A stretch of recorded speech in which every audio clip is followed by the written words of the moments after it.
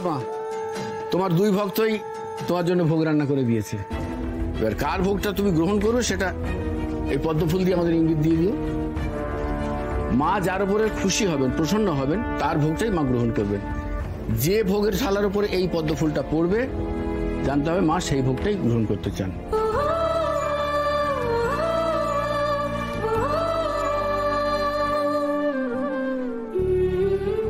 আমি যদি তোমাকে ভোগ দেওয়ার যোগ্য হই তাহলে আমার এই ভোগ তুমি গ্রহণ করো মা।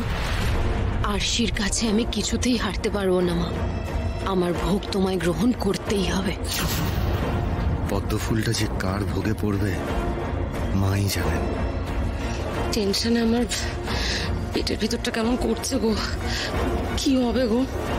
সে আমি কি করে বলবো বলতো, কপালে যা আছে তাই হবে। বলছি আমরা তো সময় নিচ্ছি কেন? ফুলটা পড়বে তো আদেও, মানে নইলে দুপুর থেকে সমস্ত খ্যাটন সব নষ্ট হয়ে যাবে। কিন্তু বলছি দেখো, তুমি ইঙ্গিত দাও মা, তুমি কার ভোগ গ্রহণ করবে।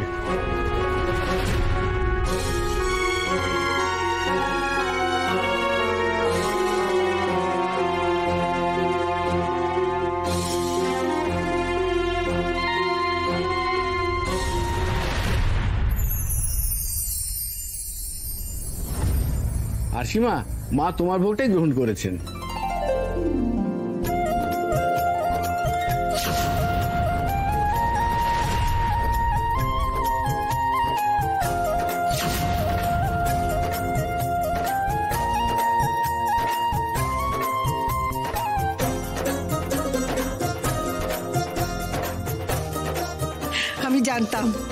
আমি জানতাম মা আমাদের আশি দিদিকে ফেরাবে না। তাহলে সায়ক, দুপুরে খাবারটা হচ্ছে তো নাকি? তার উপর নবমী কিন্তু আজ। কি আজ তো মাটন? উপনীতাটা আবার হারলো। মানুষ দেবতা কেউই দেখছি ওকে সাপোর্ট করছে না। ধুর ধুর, এই যাত্রায় বোধহয় আর আরশিকে বিদায় করা হলো না।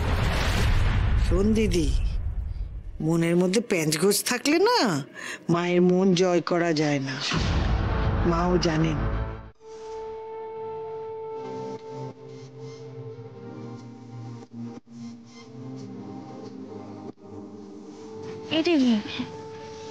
কি হলো তোর আবার? এই তো ঠিক ছিলি, আবার সেই সব কথা ভাবছিস তুই? আরে পুজোর দিনে মন খারাপ করে বসে থাকলে চলবে? হ্যাঁ, আর পুজো, মন খারাপ তো এখন আমার নিত্যদিনের সঙ্গী রে। যদি না আলাদা করে কি হবে বল? এইরকম করে বলিস না, তুই মুখ গোমরা করে থাকলে আমার একটু ভালো লাগে না। আরে টাকিতে থাকতে তুই পুজোর সময় কত হই হুল্লোড় করতে বলতো, কত গান গাইতিস, আমার সাথে নাচ করতিস। তুই তো আমার ইন্সপিরেশন দিদি। তোর ওই দিদি আর এই দিদির মধ্যে অনেক তফাৎ আছে রে আরশি, জানিস তো? হঠাৎ করে করে না নিজের অবস্থাটা মনে পড়ে যায়। এই সব কথা বাদ দে তো, চল কি আরতি দেখি। তুই মুখে একটু হাসিয়ান হাসিয়ান।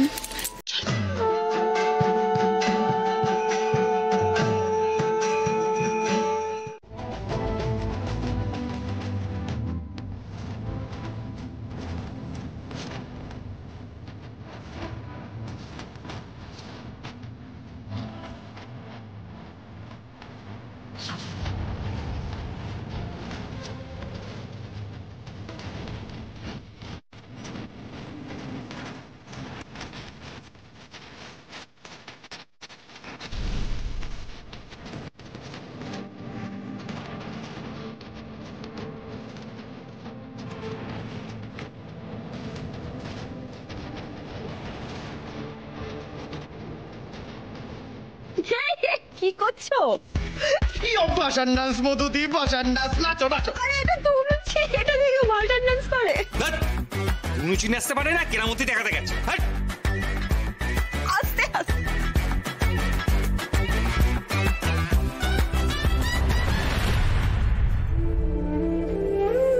কি যে একটা কাজে পাঠালো পাপাইকে, খুব মিস করছি ওকে।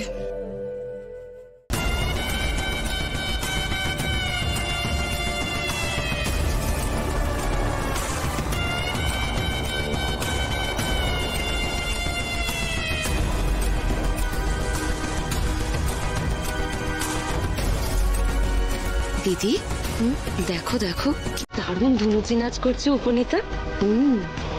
আশিকে বেশ ভালোই টক্কর দিচ্ছে।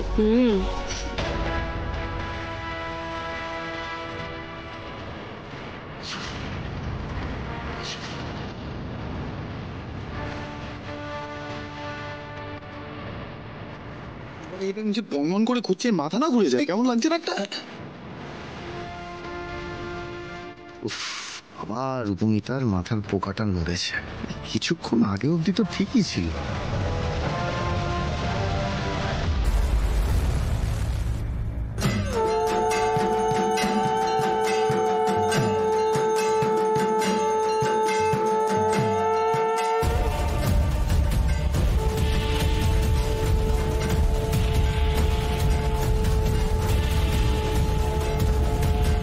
কখন যে ধামাকাটা হবে তার আগে ফাটিয়ে নেচে নি বাবা।